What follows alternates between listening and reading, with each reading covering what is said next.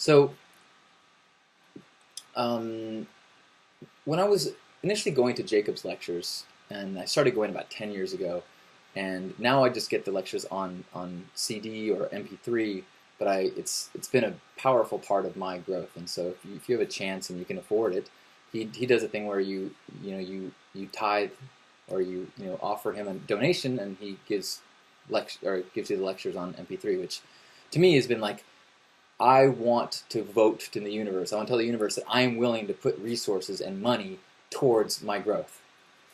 It's interesting. I actually attended, Gala Darling did a pay-per-view seminar early today on radical self-love, which was great. And it was. I mean, she's got an awesome following, so she had over 100 people there, and it was kind of a nice little moneymaker for her. And I was thinking, how very cool. At the same time, I kind of devalue my content by constantly uploading things. But then again, that's neither here nor there. Back on point. So when I was going to see Jacob lectures, I would always make sure that I was there either early enough to get a seat, very much in time for the meditation to start, or if I got there as the meditation was starting, I would wait outside until the meditation was over and then find a seat. Because I so hated that the rustling, the sounds of people jostling your knees as they're trying to take a seat during the meditation. It made me so angry. And I would, inevitably, somebody would make a noise or clack, clack, clack, clack, and I would just be like, come on, have some consideration. We're trying to meditate here. And then after, months of this, getting frustrated with people, during meditation I had this memory flash back in my head. When I was in college, I did this study course once where it was an awesome experience. I got to go to Hawaii, Japan, and Bali for a week each and study religion and art in each place with a really cool professor and a group of people.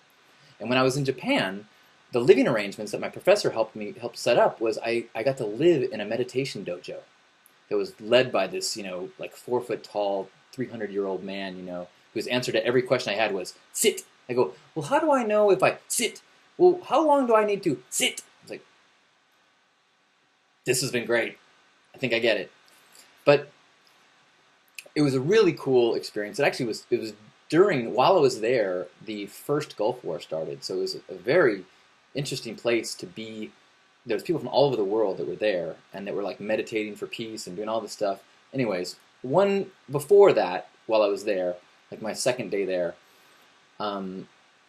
after tourist sightseeing, I came back with one of my other friends that was staying in the same place, and we went up to our room through the stairway, joking and laughing, and we were college kids, and going about our business.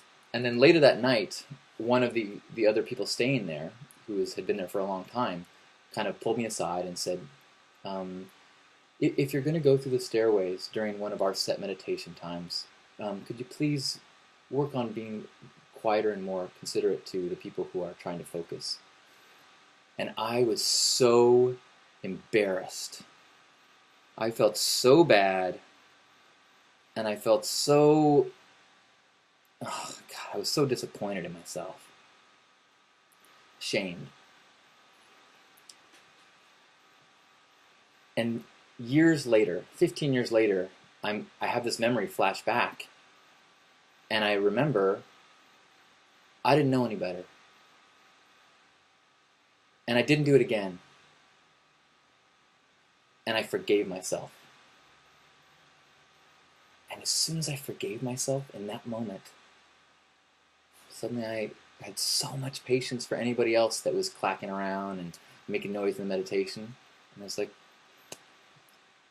it was my self-anger, my self-judgment that I was projecting onto people for months. How often that is the case. Anytime someone stirs you up, that's a really good thing to kind of dig down and try to figure out why. But it's interesting, since then on, I have so much more patience for people. It's like, if it's that bothersome to me, I'll talk to them afterwards. And then I'll be that person in their life story 15 years later. Hopefully not.